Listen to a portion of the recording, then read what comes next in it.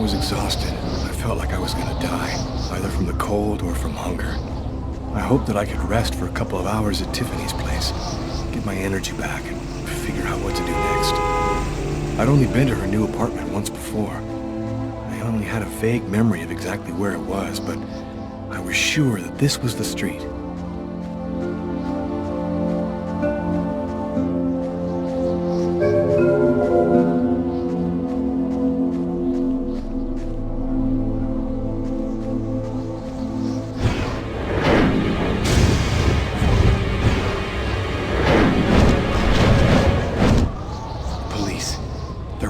Tiffany's apartment, of course. They assumed that I'd show up here looking for a place to hide. I have to find another way in.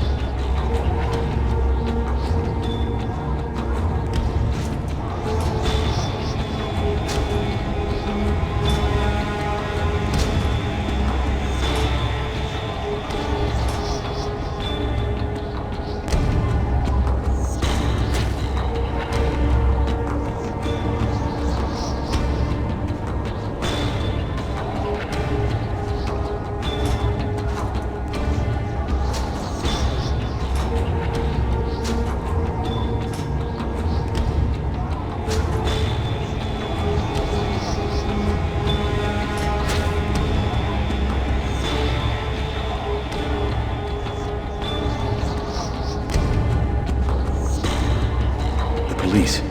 There must be some way to get around.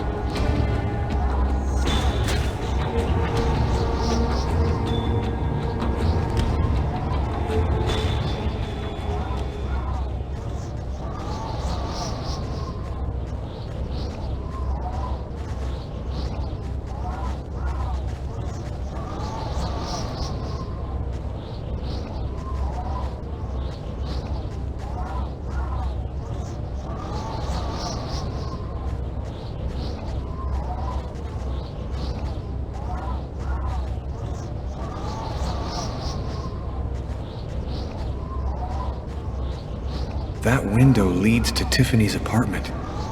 If only I could find a way to open it. I think it budged a little.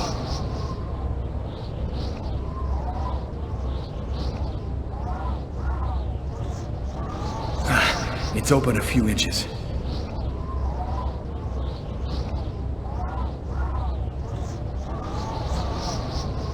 I almost had it.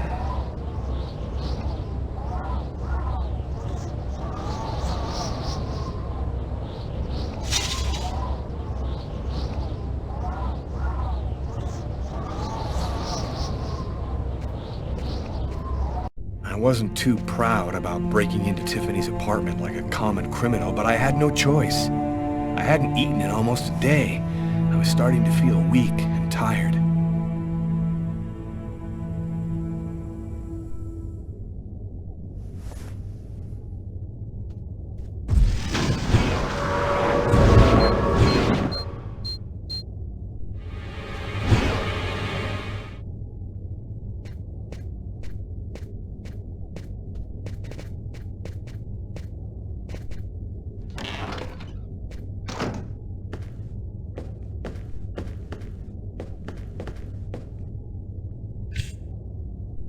Extremely cold temperatures remain the top story.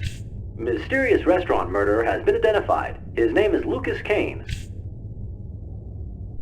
And for an expert's point of view on the subject, we have with us today one of the most renowned specialists on Mayan civilization, Professor Dmitry Kuryakin of the Mesoamerican University here in New York.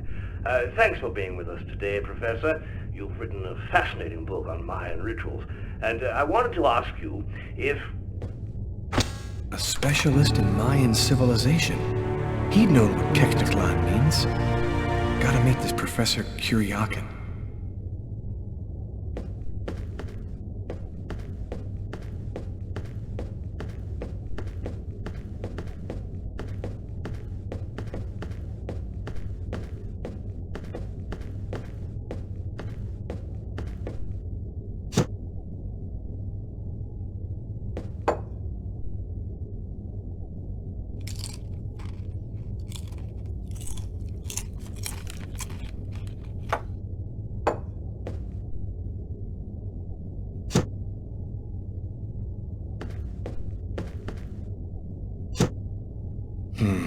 Nothing to eat here.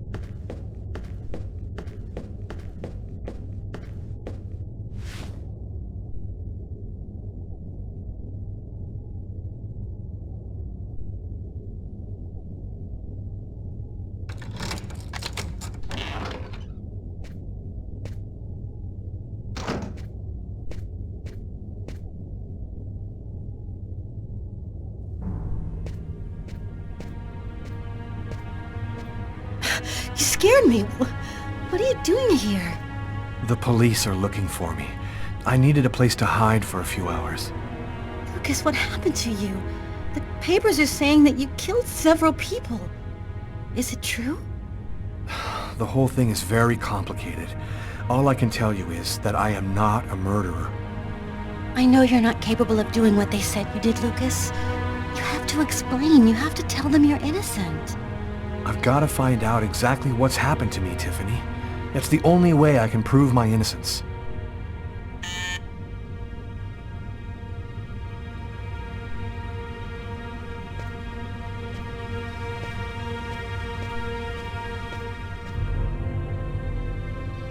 Lucas, it's the police. What are we gonna do? Look, I'm sure they just want to ask you a few questions. Just stay calm, Tiffany, and answer their questions. I'll hide in the apartment. Everything will be fine. You'll see. Miss Harper? Miss Harper, are you home? Yes, just a second. I'm coming.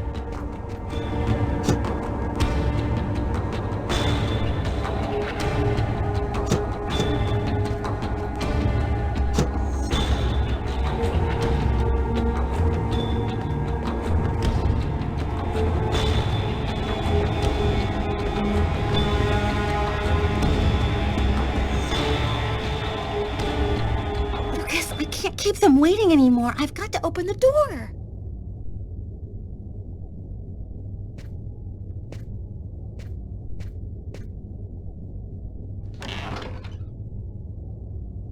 Miss Harper? Yes?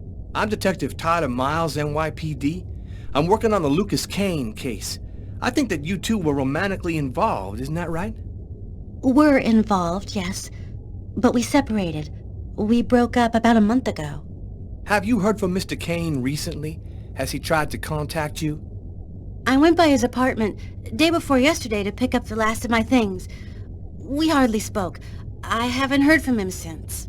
Do you mind if I look around your apartment? Well, it's just that... Hey, I'll only be a minute. Go ahead.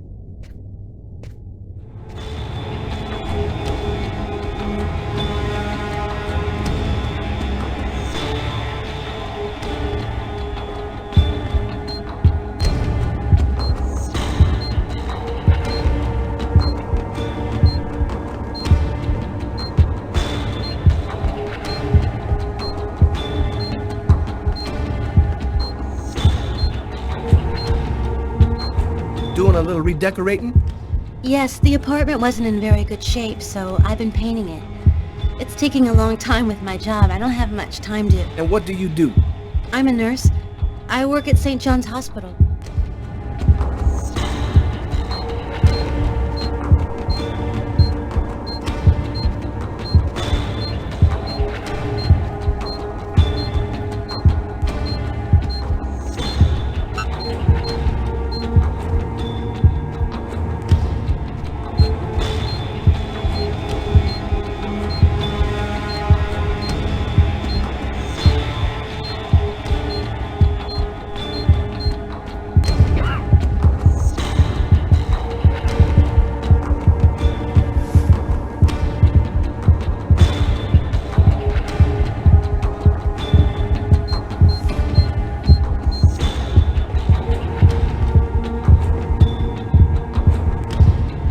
Thank you for your cooperation, miss.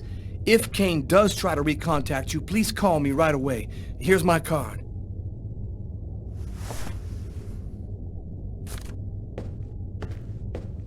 Be careful, miss. Kane's a very dangerous man.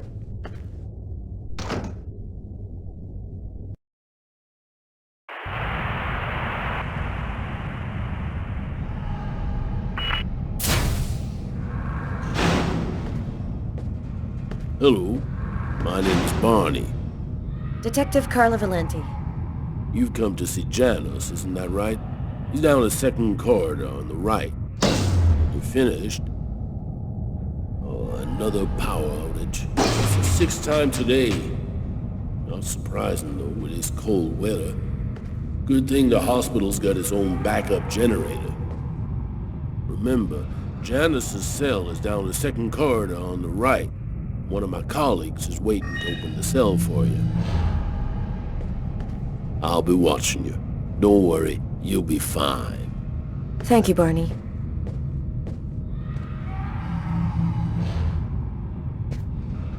I wasn't sure exactly what I expected to find out by coming here. Kane was the killer, there was no doubt about that. And yet, I needed to know just what happened in the strange case of the Kirsten killings.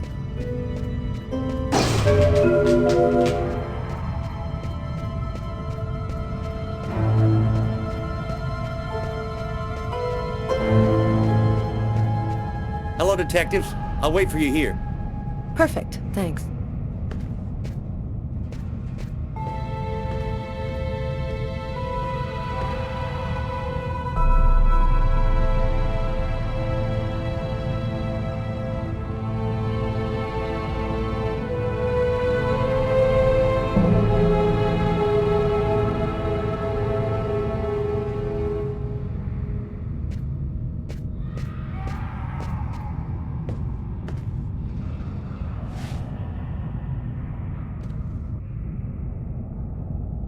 Hello, I'm Detective Carla Valenti of the New York Police Department. I'd like to ask you a few questions, if it's all right with you, of course. Could we talk a little about Kirsten? What really happened in the store? Why have you gone to the trouble of coming to see me, Detective Valenti? I'm mad, you know. What I have to say is meaningless. Isn't that right? Maybe you're not sick. Maybe it's that no one has taken the time to really listen to you. A man and a woman in a laundromat. She's a little overweight, Hispanic looking. Him, he has a knife planted in his eye. How do you know that? I was there. I can see through his eyes. Every one of the murders. I'm there. What happened in the laundromat? A sacrifice. A human sacrifice. The killer and his victim. And you, Anton, why did you kill that man? I didn't kill anyone. I was just his instrument. I hear his voice in my head, and I see the blood. Always, always. It has to stop. Why are these killings happening? Why must these people die? Oh, the world's not what you think it is. The Orange Clan are secretly running everything. They're watching us, listening to us all of the time. They record what you say. They know what you're doing each second of the day. They're everywhere. How is this connected to the murders? They want ultimate power. They want the answer to the question of life. They want to be eternal. I have to go now, Anton. Thank you for your help. It's already too late. We're all gonna die from the cold. It'll be the dawn of a new race. The end of humanity. The end of humanity.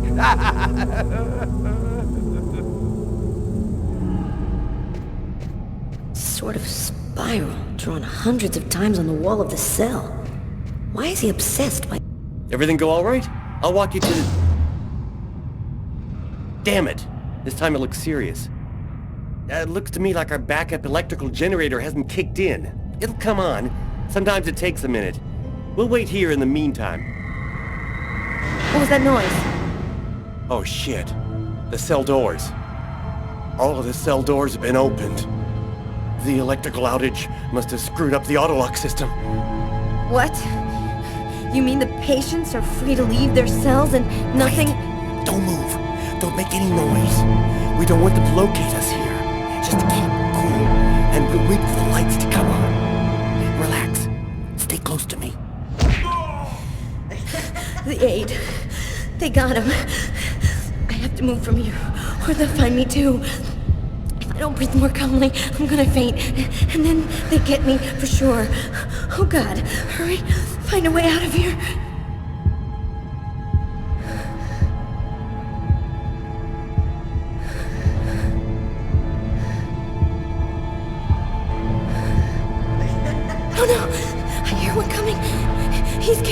so close. Breathe, Carla. Don't move. Hold your breath. He's going away. I can keep moving.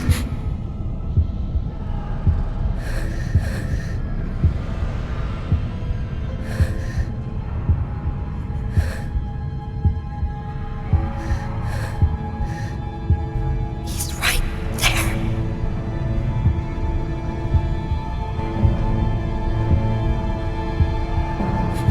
He's going away. I can keep moving.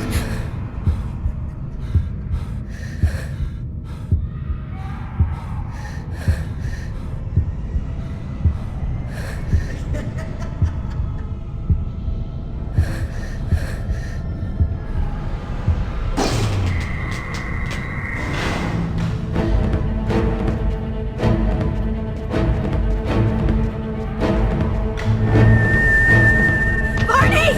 Barney! Open up! Oh, thank God you made it out. I don't know what the hell could have happened. The auto lock system opened all of the cell doors. Are you hurt? Are you sure you're all right? Great, Barney. I feel great. I love playing hide and seek in the dark with a pack of psychopathic killers.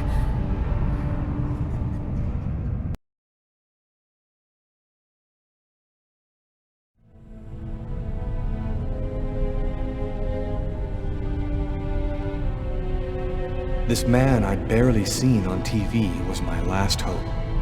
I didn't know what connection there could be between the Mayans and what had happened to me, but at that point, I was ready to accept any explanation that could make sense out of the nightmare that my life had become. Hello, I'm a journalist, and I have an appointment with Professor Kuryakin. The professor's waiting for you.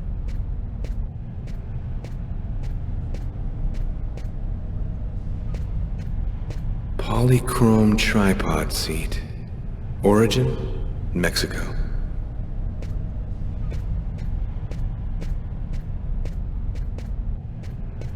Circular altar that was probably used in sacrifices. Early post-classical period. Facade of sacrificial temple. Origin, Yucatan.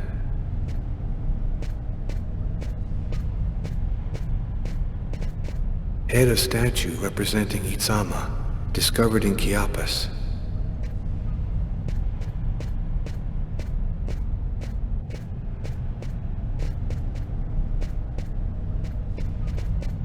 Professor Kuryakin? Yes? My name's John Cunningham. We spoke on the phone.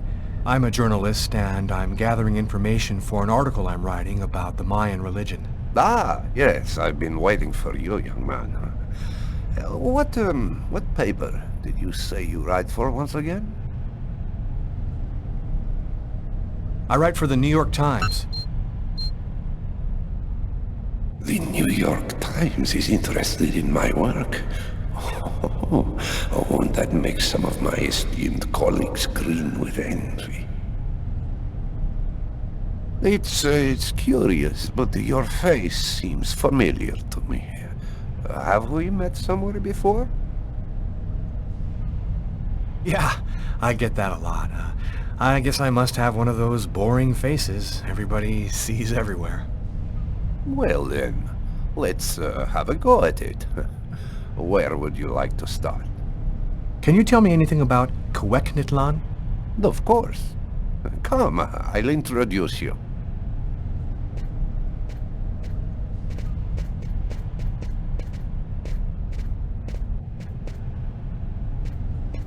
You see before you the ancient Mayan god Cuecnitlan, the serpent with the two heads.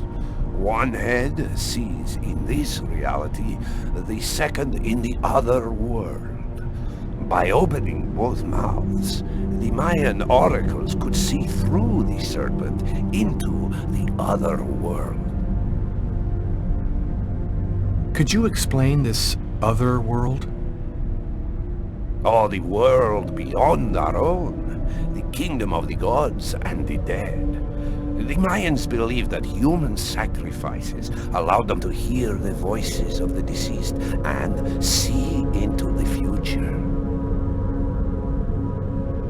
What exactly do we know about these oracles? Oh, not very much. They were very mysterious.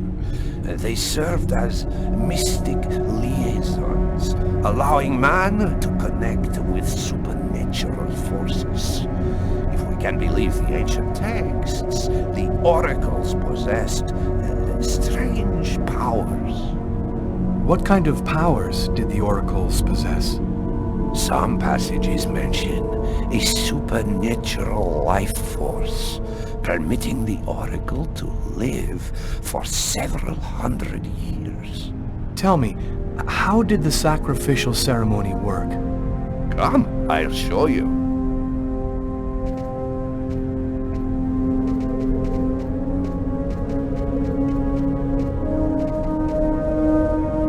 This painting, dating from the 1st century BC, shows a sacrificial ceremony. The victim's agony must have lasted quite some time, the priority being to keep the mouths open as long as possible. The victim was stabbed 3 times, each wound cutting a pulmonary artery leading to the heart.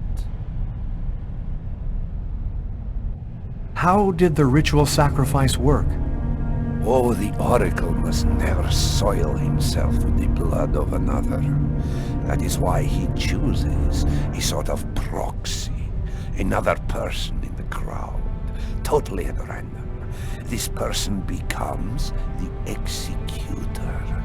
The oracle takes complete control of the executor, manipulating him from a distance. What happened to the executor after the sacrifice? He went mad and committed suicide after accomplishing his part of the ritual. A Mayan sacrifice. That's what it was. You aren't a journalist, are you? Who are you? My name is Lucas Kane.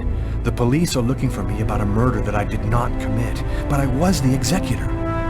You're a murderer? I'm innocent. I stabbed someone I'd never seen before 3 times, cutting his arteries, just like you described. Do you mean to say that there is a Mayan oracle still living today? But that's completely impossible. Have you ever seen this symbol before? Oh, it's the symbol of Quegnitlan. The executors cut this into their own forearms before accomplishing the sacrifice. So, it is true. My God, the Codex was right. The Codex? What are you talking about, Professor? You can't stay here. Your picture is in the paper that the security guard is reading. He's sure to recognize you. Come, let's leave here, and I'll tell you all about it.